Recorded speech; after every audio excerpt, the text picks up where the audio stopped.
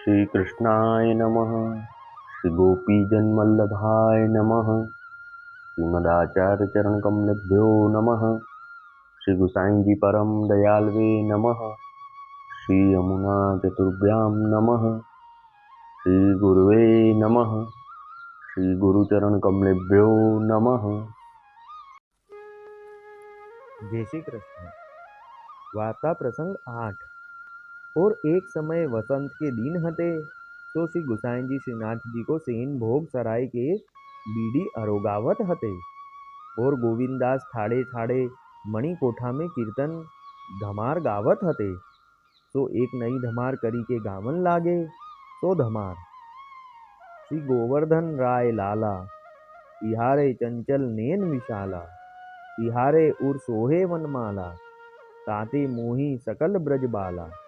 खेलत तहाँ गए, जहाँ पनिहारीन की बाट, गागर ढोरी शीस ते, को भरन न पावे घाट।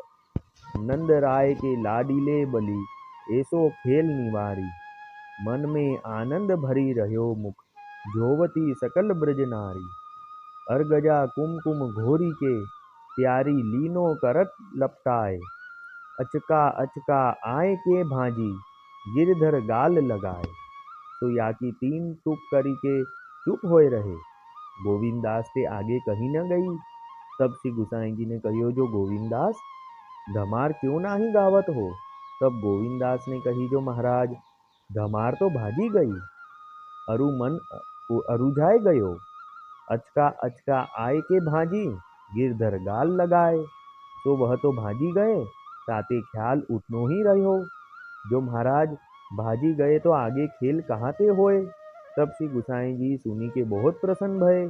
ता पाछे सेन आरती करी के श्रीनाथ जी को पोढ़ाए के श्री गुसाई जी आपू तो नीचे उतरे। ता पाछे धमार की एक तूक रही हती, तो श्री गुसाई जी ने पूरी करी सो तूक। यह विधि होरी खेल ही, ब्रजवासिन संग लगाए, श्री गोवर्धन धर रूप पर जन, गोविंद बलि बलि जाए। तो वे गोविंदास ऐसे कृपा पात्र भगवदीय हते। वार्ता प्रसंग 9। बहुरी शीतकाल में श्री गुसाई जी श्रीनाथ जी द्वार पधारे हते। तब एक समय श्री गोवर्धन नाथ जी और गोविंदास पूछरी की ओर श्याम ढाक हैं। तहाँ ढाक के नीचे श्रीनाथ जी और ग्वाल बाल सब मिली के खेलत हैं।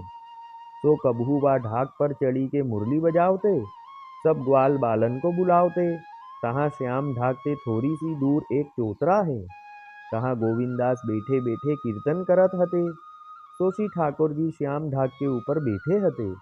गाय सब आस पास गदेला घास चरती हती वन में। ता समय श्री गुसाई जी स्नान करी के उत्थापन करीवे को ऊपर पधारे। तब श्रीनाथ जी ने गोविंदास से कही, जो मैं तो अब अपने मंदिर में जात हूँ, तहाँ उत्थापन को समय भयो है। श्री गुसाई जी मोको मंदिर में न देखेंगे तो मोसो कहाँ कहेंगे, जो तुम कहाँ गए हैं। ताते में जात हूँ। ऐसे गोविंदास तो कही के श्रीनाथ जी वह ढाक पेते उतावले ही कूदे। तो कवाय को दावन तहाँ ढाक में अरूजियो। तो दावन को टूक तहाँ ही फटी के रही गयो। तो श्रीनाथ जी ने न जानी। तो गोविंदास ने दूर सो देखियो। तो श्रीनाथ जी की कवाय को दावन फटी के उर्जी रहो है।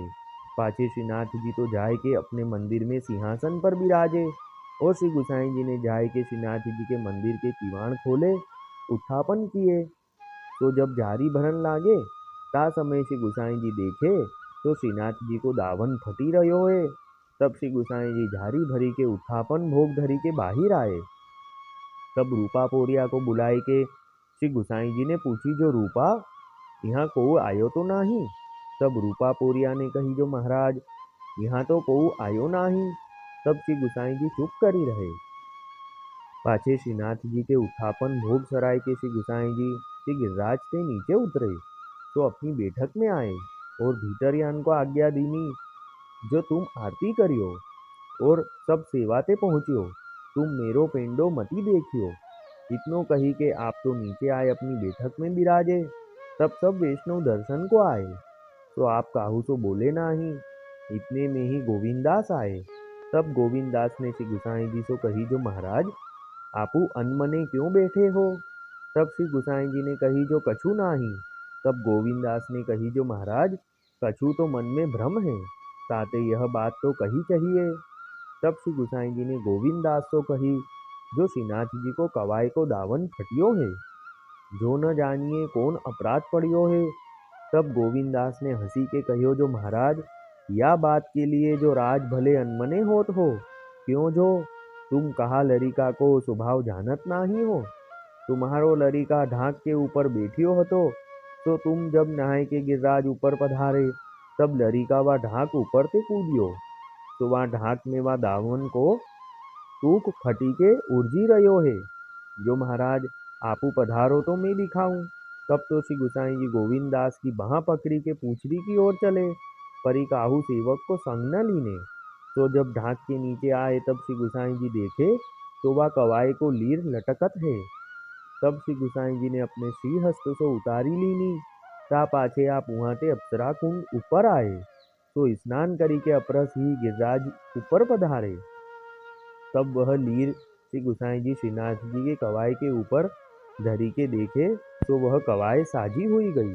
तब श्री गुसाई जी गोविंद दास के ऊपर बहुत ही प्रसन्न भये। पाछे श्री गुसाई जी श्रीनाथ जी की सामे देखी के मुस्काए।